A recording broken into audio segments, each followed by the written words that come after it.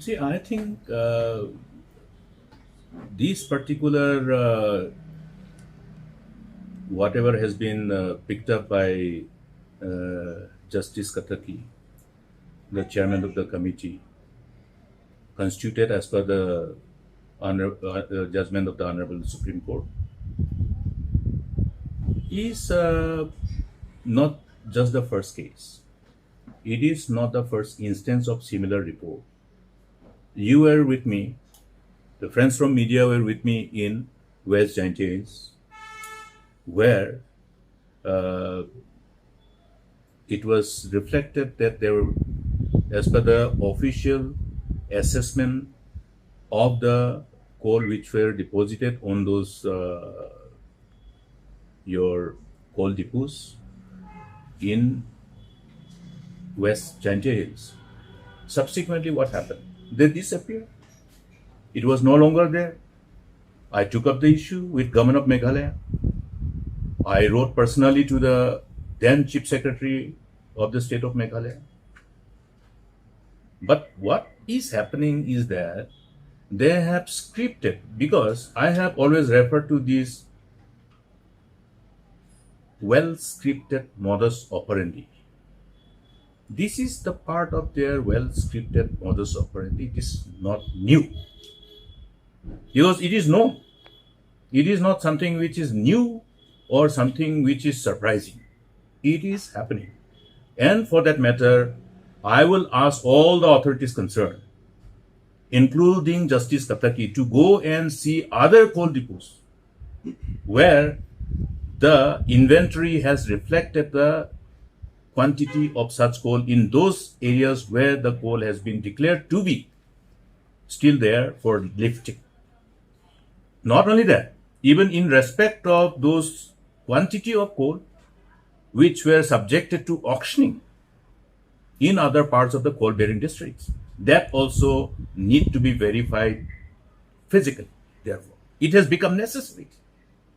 It has become necessary, and then put an end to this illegal modus operandi of this whole scripted whatever modus operandi they have with impunity been allowing to somehow go unpunished by the law.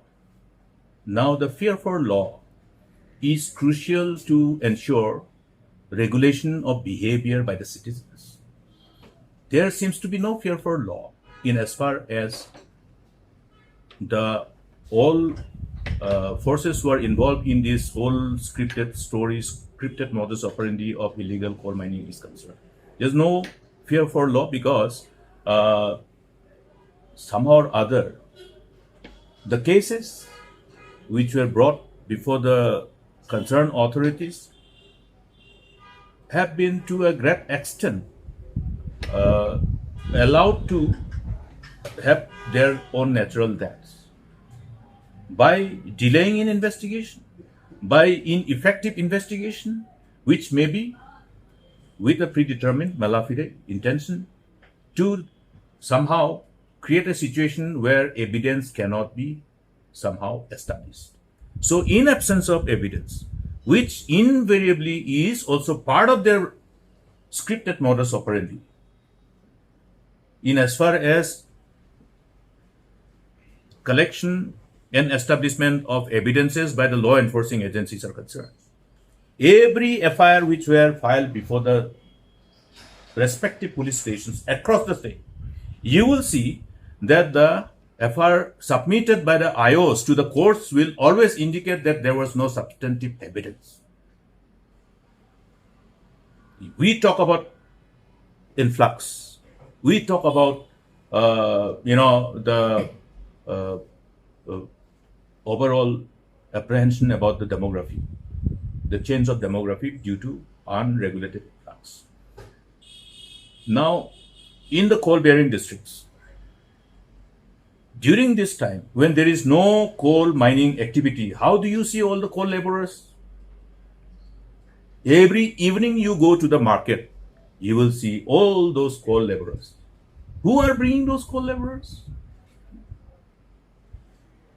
Now, today you have seen another report, yesterday's report rather, about that illegal coal mining in the vicinity of New Township in Mukul. You have read the report, you have carried the report, you have seen the overall whatever was articulated by the authorities. Now, it is necessary to go after the investigating officers. It is necessary to go after the authorities who are supposed to find out the people who have so, with sense of impunity and with no fear, engaged in this kind of illegal mining. Same thing is happening in Rivoy. Same thing. Along the border with Assam. Yes. And that is also by enforcing certain provisions of law to create monopoly of illegal mining.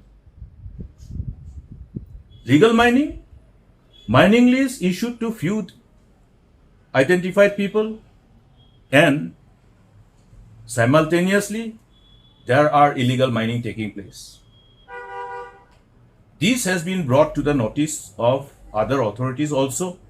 I am aware that some investigation is going on, but these investigations must have their logical conclusion in as far as the provision of the law is concerned. It should not be just that, okay, investigation hua hai. Now tell me one thing. Say, for example, if that illegal mining has taken place in one particular place, who is the owner of the land? Catch the owner of the land. Owner of the land has to be also considered as the probable person who may be somehow partner in crime with a common intent of engaging in illegality. Therefore, the provisions of law allows the investigating officers, the authorities. Please remember that Section 21 under MMDR Act is a cognizable offense. And therefore, in respect of coal, if one particular coal which has been already quantified in terms of its quantity and have been compiled in the inventory and suddenly disappear, who should be taken, rather held responsible? Yes. It's a peculiar situation here. Both the scientific and illegal mining going on, as you mentioned. So, what is the way out? Way out is to ensure that at least in respect of one or two cases of these illegalities, the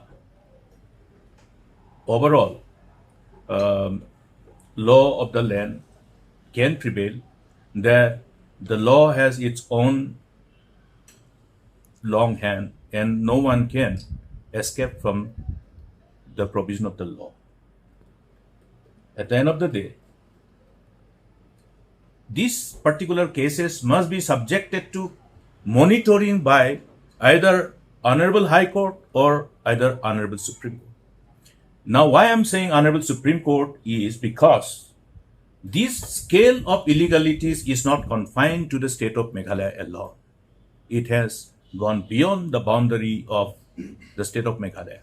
Therefore, these few cases, for the matter of ensuring that we are able to put an end to this illegality once for all, in the best interest of the state and best interest of the nation, it must be a case which must be under the stringent monitoring and supervision of the Honorable Supreme Court. Because adding to that, Lokayukta had earlier ordered a CBI inquiry, they did not do it. And judicial inquiry also, they did not do it. Only it is being monitored by High Court and the Katake Commission and one more coming. So, what would be the ideal situation? No, you see, legally, if they club all the cases together, then each other will dilute each other. So, there will be no end. Let us be very frank. I am sure that Honorable High Court will also take cognizance of this overall ramification if every case is clubbed together. Every case has its own, certain circumstantial evidences which will be peculiar and unique to that particular case. You cannot club all these hundreds of cases together and then allow that law can really prevail. No. Therefore, each and every case must be taken separately with utmost, stringent supervision by the Honorable Supreme Court, because it has gone beyond the state of Meghalaya. It can no longer be a case which should be confined only to the jurisdiction of Honorable High Court of Meghalaya. So, unless a plea is made before Supreme Court, how will you ensure that? See, what is the mandate of the law and the actual binding requirement in as far as the responsibility of the government is concerned? If any offense is cognizable offense, then whose job it is? You understand? Therefore, it is the government's job to take cognizance. It is the job of every officer who are vested with the responsibility of these particular relevant sections of this MMDR Act 1957. They have to act. Therefore, if they are not acting, then it cannot rule out their complicity, their involvement. Therefore, the ill-gotten money, they are all proceeds of crime. Now, if anybody has made money out of this illegal mining, it has become proceeds of crime. Now, proceeds of crime have to be tried under the relevant provision of PMLA Act, Prevention of Money Laundering Act. Therefore, now there are many other authorities. You have seen how the ED raid in some parts of Assam, some parts of Meghalaya have given the insight into what is happening based on their interrogation and based on what was available to the public domain through the media, through their press release. It's a talk of the town.